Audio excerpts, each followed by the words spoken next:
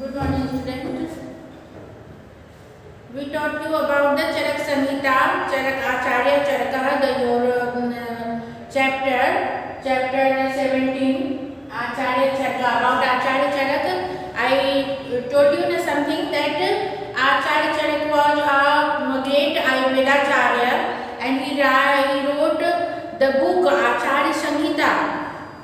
And in his book, so many the solution of diseases, many types of diseases, and that is also from Ayurveda.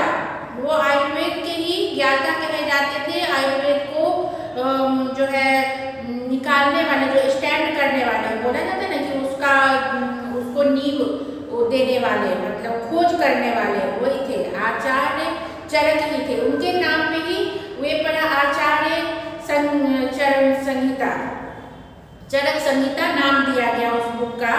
वो book ऐसी है, उसमें सारी बीमारियों के बारे में, आपके लाइफ स्टाइल के बारे में सारी बातें उसमें लिखी गई है। And also written and if you do not found anything in that book, any solution of any medicine of any type of diseases, then you never found anywhere. ऐसा कहा जाता है कि अगर आप उसमें नहीं मिलेगा आपको कोई दवा, किसी बीमारी की दवा को के बारे में उसमें आप अगर नहीं खोज कर पाओगे तो आपको कहीं भी नहीं मिलेगा। तो ऐसी वो बुक है।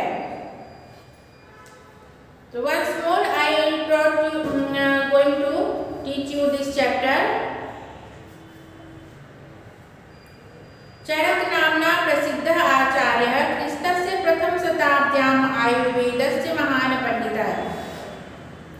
चरक नामना प्रसिद्ध आचार्य, चरक नाम के प्रसिद्ध आचार्य थे।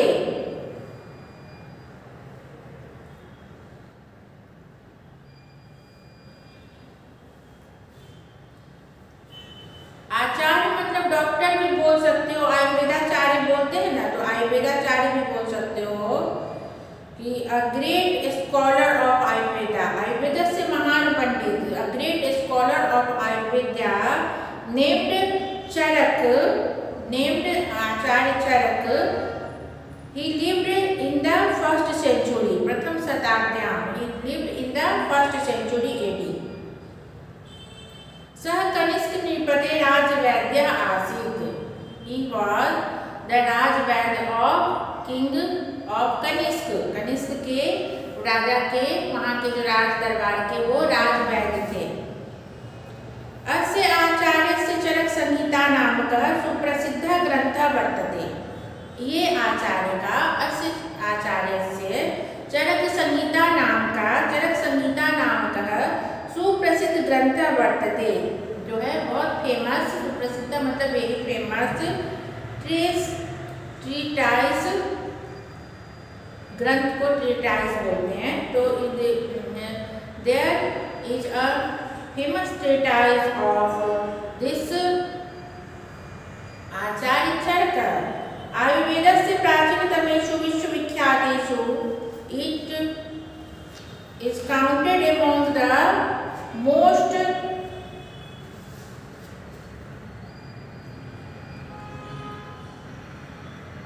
आयुर्वेदस्य प्राचीनतमेषु विश्वविख्यातेषु च ग्रंथेषु अस्य गणना भवति।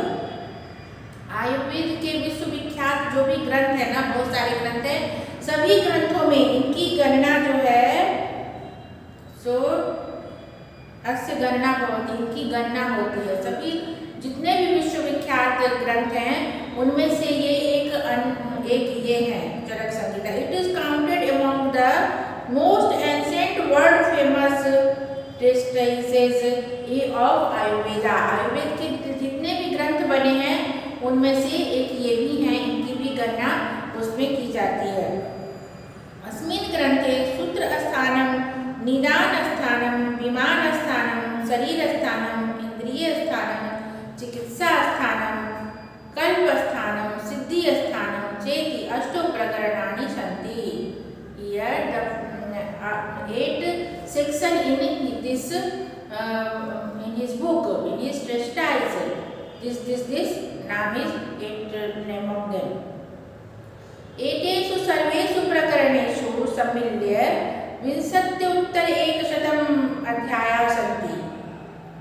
These all sections, in these all sections सबको मिलाकर सम्मिल्य मतलब after the mixing these all section मतलब 8 सेक्शन को मिलाकर 20 मैंने शुरू बताया था ना 20 मतलब 20 और उत्तर 100 मतलब 20 के पहले 100 मिला दो तो 120 जो है अध्याय है. तो देयर आर 120 चैप्टर अबाउट ये ऑल इन ऑल 8 सेक्शन. अस्य ग्रन्थस्य प्रमाणं 12,000 श्लोकात्मकं वर्तते और the all Grantha the all textiles जो है इसमें 12,000 श्लोका है. इसमें मतलब 12,000 से भी ज़्यादा श्लोक है. 12,000 श्लोक है. 12,000 shlokas are there in this grantha. अत्र प्रायः सहस्रद्वयम् औषधयोगानां विस्तृतं व्याख्यानम् अस्ति. यहाँ जो है मतलब प्रोबेबली हियर सहस्रद्वयम् मतलब 2000 जो है explanation of this medicine about medicine. अस्मिन् व्याख्याने ज्वर रक्तपीत उन्माद अतिसार प्रमेहादीनां उदरशिरो हृदयादीनां च रोगाणां निवारकानि विनाशकानि च औषधानि उल्लिखितानि सन्ति. मतलब ये सब जो नाम है ये बीमारियों के नाम हैं. रक्तपीत उन्माद पागलपन अतिसार हृदय रोग इत्यादि जो है डायबिटीज वगैरह ये सब रोग के नाम है. इन सब के निवारण के लिए इन सब के निवारण और उनके विनाश के लिए जो है सो ये मेडिसिन का नाम इसमें लिखित है. वो उसमें इन्होंने लिखा है. ही rights the name of medicine for recover from this diseases. In diseases से को रिकवर करने के लिए जो है बहुत सारे नाम इसमें लिखे गए इस बुक में. एवं ही मन्यते यत् भारते औषध विज्ञानस्य प्रवर्तक अयमेव आचार्यः. एवं ही मन्यते मतलब ऐसा माना जाता है. दिस इज मतलब ये जो है it is known that in India औषध विज्ञान से इन मेडिसिन लाइन आयुर्वेदिक लाइन के जो हैं जो प्रवर्तक मतलब इनको आगे ले जाने वाले इनको देने वाले कौन है तो अयमेव आचार्य. This Acharya the Acharya Charak.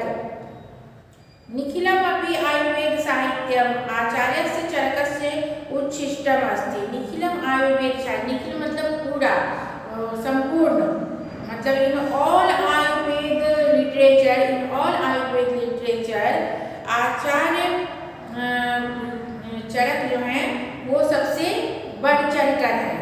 He is the famous and he is the one of in Ayurveda literature. अथ च आयुर्वेद शास्त्रीयं यत् ज्ञानं चरक संहितायां वर्तते तदेव सर्वत्र वर्तते. अथ च 10 which Ayurveda's knowledge is here written in Charak Samhita that is all in all granthas you find that thing. मतलब कि इससे अलग कुछ और आपको नहीं मिलेगा कहीं और पढ़ लोगे तो. चरक संहिता में सारी बातें लिखी गई है. इसमें जो लिखा है वो आपको अन्यत्र भी मिलेगा. इससे अलग जो है कोई कहीं नहीं मिलेगा. This which is written in Charak Samhita about Ayurveda literature Ayurveda about Ayurveda that is written any other grantha also. Charak संहितायां यत् नास्ति तत्र कुत्रापि न वर्तते. And whatever is not here you not whatever is not here you do not find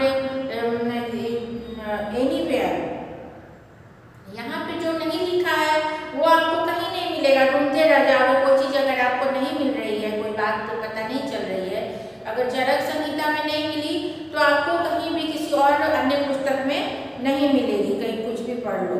अस्य केचन उपदेशात् स्मर्तव्याः सन्ति।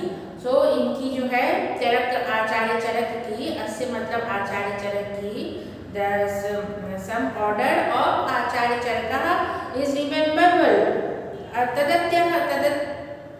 तद्यथा मनुष्य केन प्रकारेण रोग रहितः भवितुम् अर्हति इति विषय उपदिशति आचार्यः।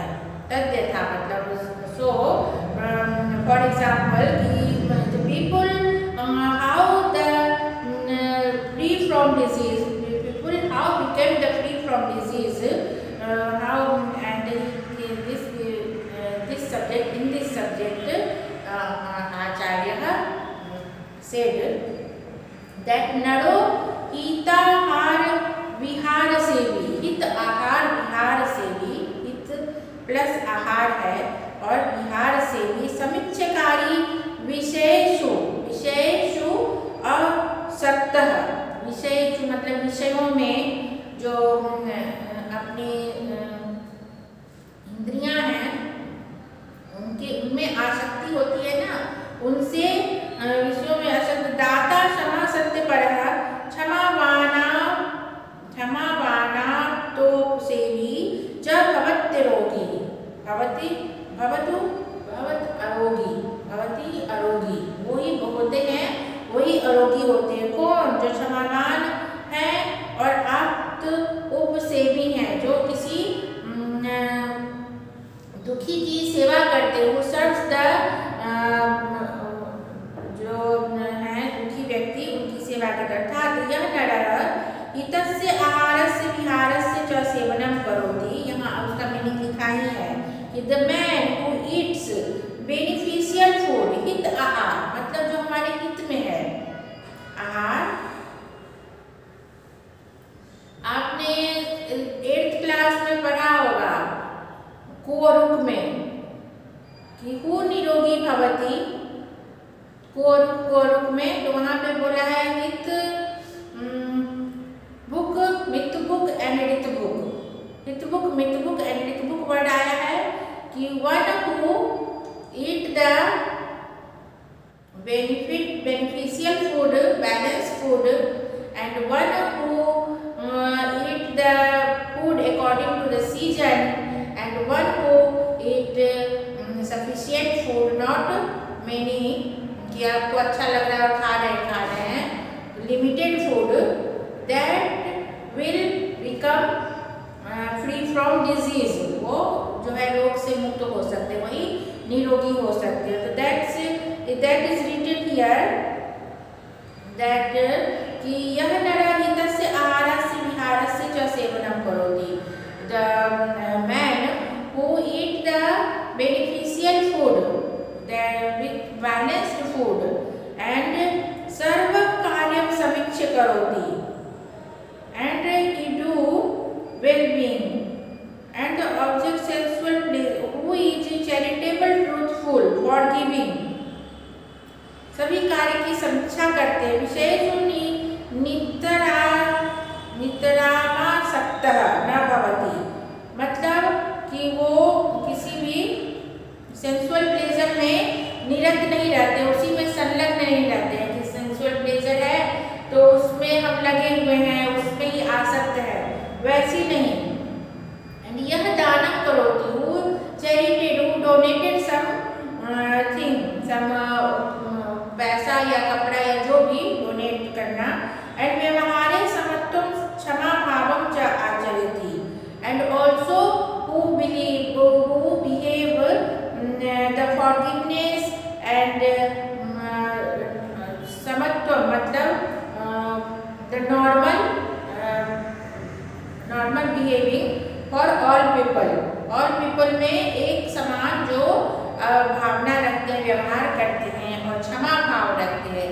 forgiveness, who have forgiveness, आप्तजनानां सेवां करोति, and also serve the people who need it, जिनको की जरूरत है उनकी सेवा करने के लिए तत्पर है। तादृशं नरः अरोगी अर्थात स्वस्थ भवति। That type of people always become free from disease, वो हमेशा आरोगी रहते हैं, निरोगी रहते हैं, उनको रोग नहीं रहते। अत्र एक प्रश्न, अब बोलते हैं कि अत्र एक प्रश्न। Now one question, we have one question. किम औषधं विना सम्यक् व्यवहारेण अपि जनः रोगरहितः भवितुम् अर्हति इति। अब पूछ रहे हैं कि एक क्वेश्चन है मेरा कि जो इन्होंने बताया चरक संहिता में, तो क्या औषधि के बिना और सम्यक व्यवहार के द्वारा, गुड बिहेवियर के द्वारा, by good behaviour we all become the free from disease, मुझे रोग नहीं होंगे, हम लोग रोग के बगैर रह सकते हैं। तस्य तत् उत्तरम, तो उन्होंने उत्तर दिया कि the answer is that here यदा रोगः शरीरे प्रविष्टो भवति, when the disease enters in our body, तदा औषधस्य आवश्यकता भवति, then we require the medicine for that. परंतु शरीरे रोगस्य प्रवेशः एव न स्यात्, but the disease should not enter in our body, वो प्रवेश ही नहीं कर सके। एतदर्थं मानवेन सम्यक् व्यवहारः करणीयः, so that's why the people have do the good behavior, people have follow the good behavior. व्यवहारस्यापि स्वास्थ्ये प्रभावो व्यतीतेषः चरकाचार्यस्य उपदेशः। व्यवहारस्यापि, तो the behavior, the also behavior जो है affects our body, effects on our body. This is the order of चरक आचार्य, आचार्य चरक आचार्य ने ये बोला है कि this is my order, this is my word, कि अगर व्यवहार अच्छा रखोगे। अब कहा जाता है ना कि आप अपने आचार व्यवहार, अपना उठना बैठना सही रखो, टाइम पे उठो, टाइम पे भोजन करो, टाइम पे व्यायाम करो, समय से प्रार्थना करो, स्नान करो, तो आपको रोग को इंटर करने का नहीं मिलेगा मौका। अगर आप अच्छे भोजन खा रहे हो, समय से खा रहे हो, व्यायाम भी कर रहे हो, एवरीथिंग इज गुड, दूसरों की मदद कर रहे हो हर काम के लिए, तो जल्दी रोग जो है शरीर में प्रवेश नहीं कर पाते हैं। If the disease enter in our body, then we require, when we need for medicine, and when the disease enter in our body, then only the solution is Charak Samhita. If you not find in Charak Samhita any solution of disease, any diseases solution, then you never find anywhere. आप और कहीं नहीं पा सकते हो। तो all thing is written in Charak Samhita. So that's why the Acharya Charak is the great person, a great Ayurvedacharya. Ayurveda का जब भी पढ़ाई करते हैं, जब भी आयुर्वेद की चर्चा होती है, तो सबसे पहले क्या नाम आता है? चरक, आचार्य चरक का नाम आता है, और चरक बुक में आचार्य चरक की चरक संहिता का नाम आता है। तो इसमें इस चैप्टर के द्वारा हमने ये बात जानी कि आपको सारे डिजीज के जो हैं, जो भी आयुर्वेद के आप क्षेत्र में जाते हो, आयुर्वेद मेडिसिन लेना चाहते हो, तो चरक संहिता में आपको सारे सॉल्यूशन मिल जाएंगे।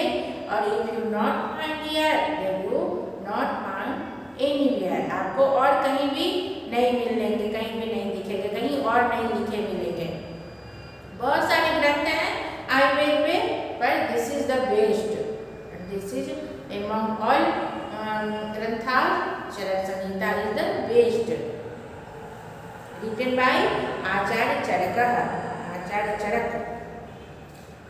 So the chapter is completed, and hope you understood all story and all the meaning of all lines in English.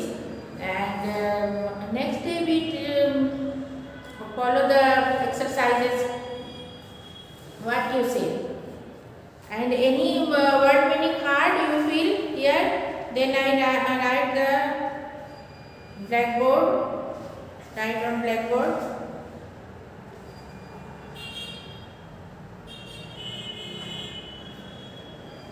I think I written that day or not. प्राचीनतम मतलब वेरी एंसेंट, वेरी बहुत very old.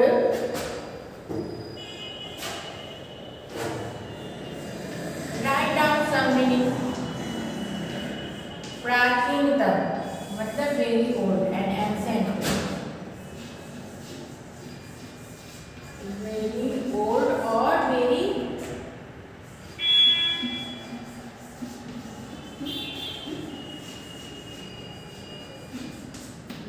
ancient and nikhil. Nikhil means you know, nikhil means होता है संपूर्ण, whole, HOLE, whole मतलब संपूर्ण, WHOLE whole होता है, whole means संपूर्ण।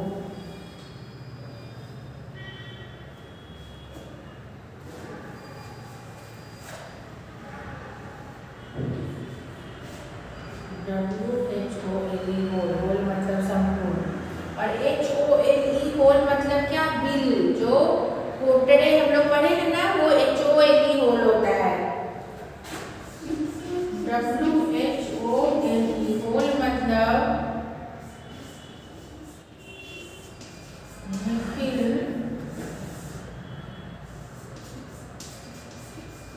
संपूर्ण,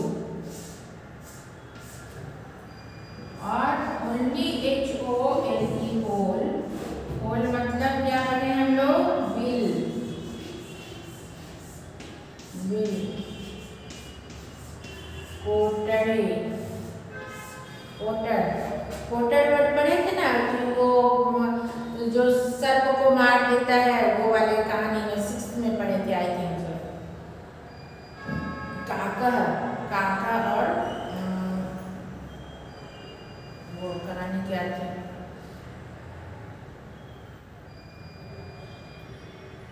then the word is tadrisha, like that।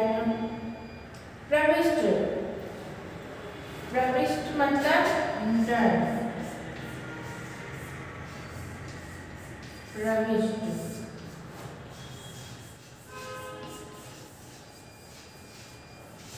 Inter प्रवेश कर जाना। और प्रविष्य जब हो जाएगा, स या संयुक्त हो जाएगा तो आप आफ्टर इंटरिंग, आफ्टर इंटर मतलब प्रवेश करके।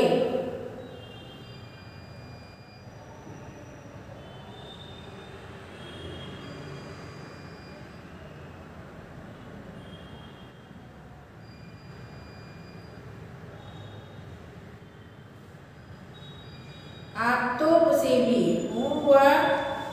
one who serve person who are reliable।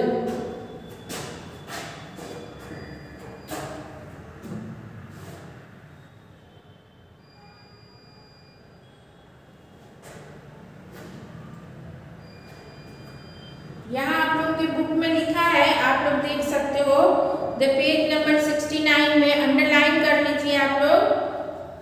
निवारकानी, those who remove, those who cure, जैसे डिजीज हो गया, डिजीज से क्योर करने के लिए, तो फॉर क्योरिंग, तो निवारकानी, निवारक के लिए जो मेडिसिन हम लोग खाते हैं। उच्छिष्टम, left over after being used, उच्छिष्टम left over after being used, use करके किसी को छोड़ देना।